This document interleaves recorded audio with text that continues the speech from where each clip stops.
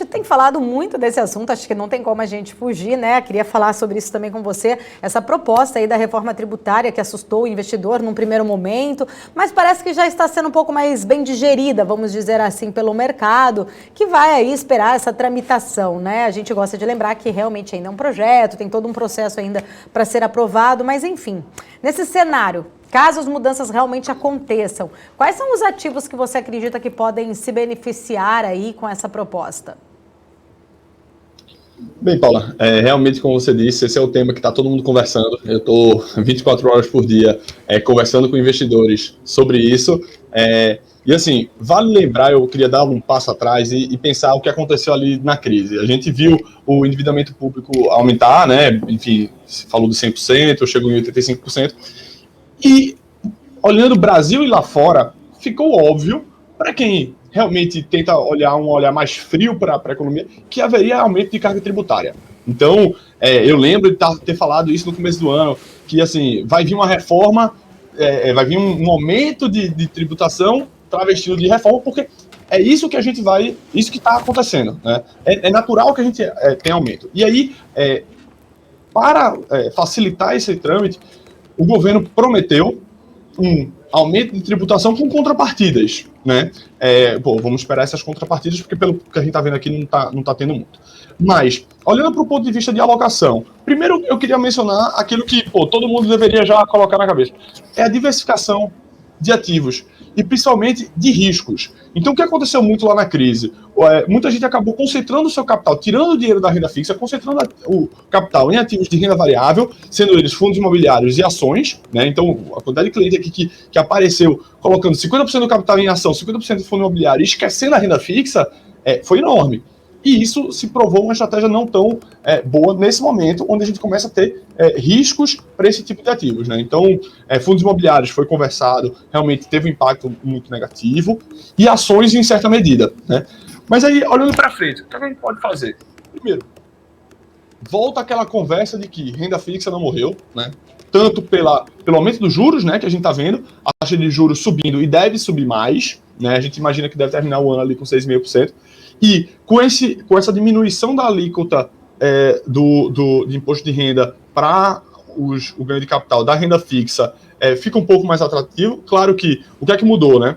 Antigamente a renda fixa ela tinha uma tributação regressiva, né? De acordo com o tempo que você passa, ela fica menor, sendo o mínimo 15%. E a partir de agora, se aprovada a mudança, a gente teria 15% estável. Então, isso obviamente aumenta um pouco a atratividade da renda fixa. Então, voltamos um pouco para ela, não podemos esquecer ela, principalmente hoje eu indico bastante aquela renda fixa mais atrás da inflação, dada a pressão inflacionária que a gente tem hoje, tá? E, principalmente, aí na parte de renda variável, ativos que não distribuam tantos dividendos. Porque o que é que mudou, né? A gente teve uma proposta onde a gente vai ter uma diminuição progressiva de alíquota do imposto de renda da pessoa jurídica.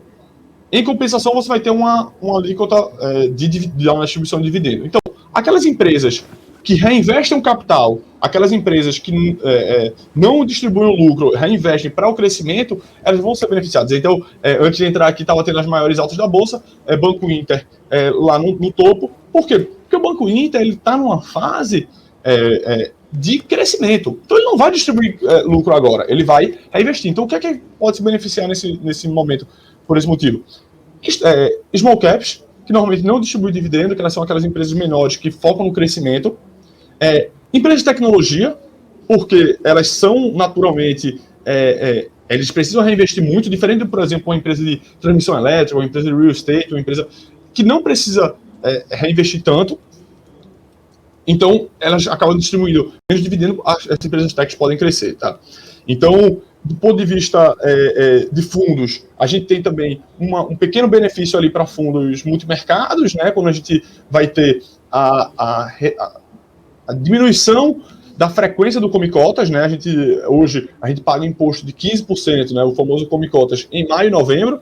Na proposta a gente só pagaria em novembro, então a gente teria um ano ali de imposto deferido sem pagar, o que é marginalmente bom. Então a gente pode ter esses ganhos. Mas o ponto principal numa alocação que Paula, é a gente ter um pouco de diversificação na carteira. De novo, a gente teve agora as BDRs. As BDRs que antes, depois aí da liberação da CVM para o público em geral comprar, né, não só investidores qualificados, muita gente foi lá para aplicar nelas. Mas ela também tinha a tributação do dividendo dela. Nas BDRs você paga imposto sobre o dividendo. Se a gente tiver a mesma tributação aqui no Brasil, talvez se equipare ali. Tem alguns detalhes também nessa reforma tributária que interferem nas BDRs, né, que eu posso comentar.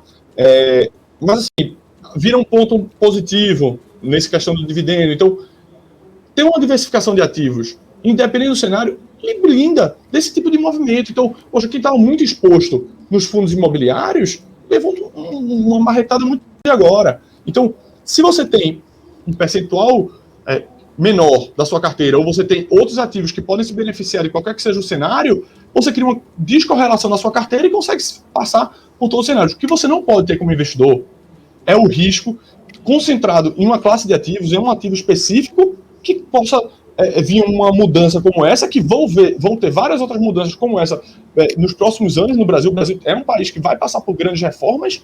Você não pode ter esse risco concentrado. Tá? Então a diversificação continua sendo a minha maior recomendação para passar por esses cenários de incerteza.